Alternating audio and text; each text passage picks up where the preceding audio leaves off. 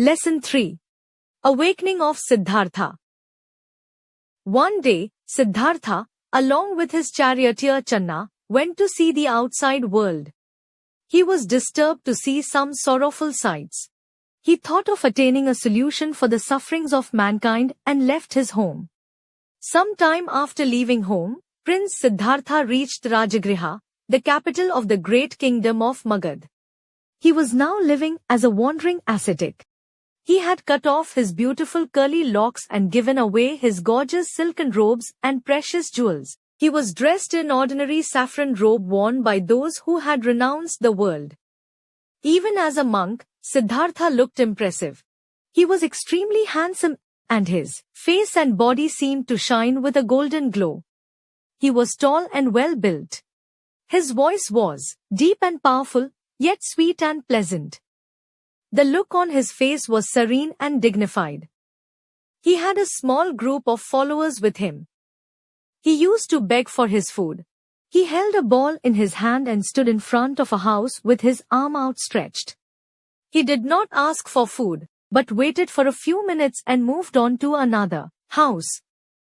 Each day, he accepted food from only one household. Everyone who saw him was struck by his magnificence. People followed him just to have a longer look at him or hear him speak. They spoke to each other about him and urged everyone to meet him, for he did not seem an ordinary monk. They kept a respectful distance as they did not wish to annoy him. Some soldiers of the king saw him and went to the palace to tell the king about this extraordinary man. They said, "O king, a new monk has arrived in the city, who does not seem to be an ordinary human being. He seems to be divine, such is the glow on his face and body. We cannot say if he is a god or a man. He is surely a great being." King Bimbisara was surprised to hear this. He decided to see for himself. He went to the roof of the palace. He saw the young ascetic and his marvelous look. He told his soldiers, "Follow him and find out more about him. If he is not a man, he will vanish as soon as he leaves the city. If he is a god, he will vanish by way of air. If he is a human being, he will eat the food that is given to him." Siddhartha went to the river and had a bath.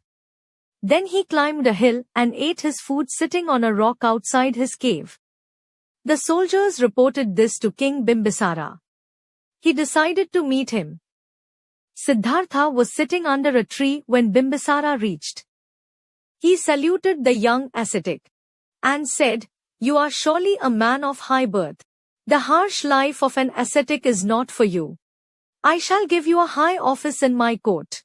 You can be my minister and advise me." Siddhartha smiled and replied, "You are gracious, O king. But I do not desire any high office.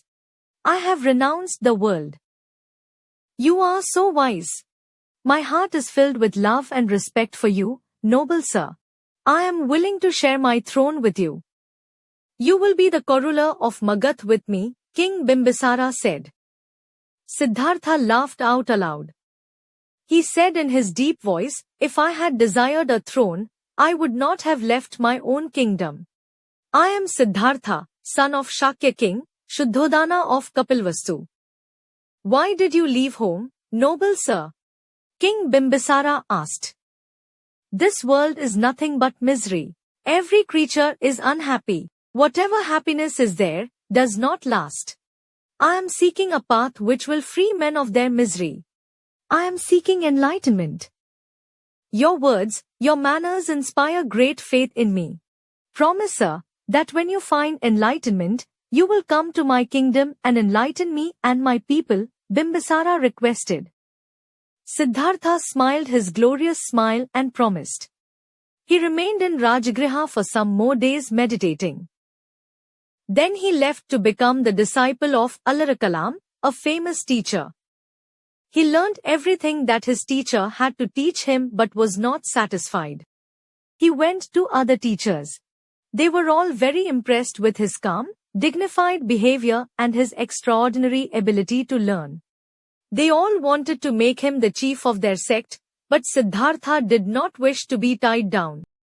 He withdrew into a deep forest and lived a life of great austerity. As a result, it became difficult for him even to move about. Once he fainted due to extreme weakness. News reached his father King Shuddhodana that Siddhartha had died. The old king said, "It is impossible. Siddhartha cannot die. He will surely achieve what he has set out to achieve." Siddhartha realized that causing pain to one's body and remaining hungry would not take him near enlightenment. He accepted food from the villagers and continued to meditate. Finally, on a full moon night in summer, sitting and meditating under a tree, Siddhartha received enlightenment. He became Buddha, the enlightened one. The day of his enlightenment is known as Buddha Purnima. The tree under which he sat is known as the Bodhi tree, and the small town nearby as Bodh Gaya. Lord Buddha kept his promise to Bimbisara. He went to Rajagriha and gave sermons to Bimbisara and his people. Bimbisara gifted the Venuvana or the bamboo forest for his disciples. Gautam Buddha preached for over 45 years. His doctrine spread not only in India but outside too, to the east and west. Today, 1/3 of the world follows Buddhism.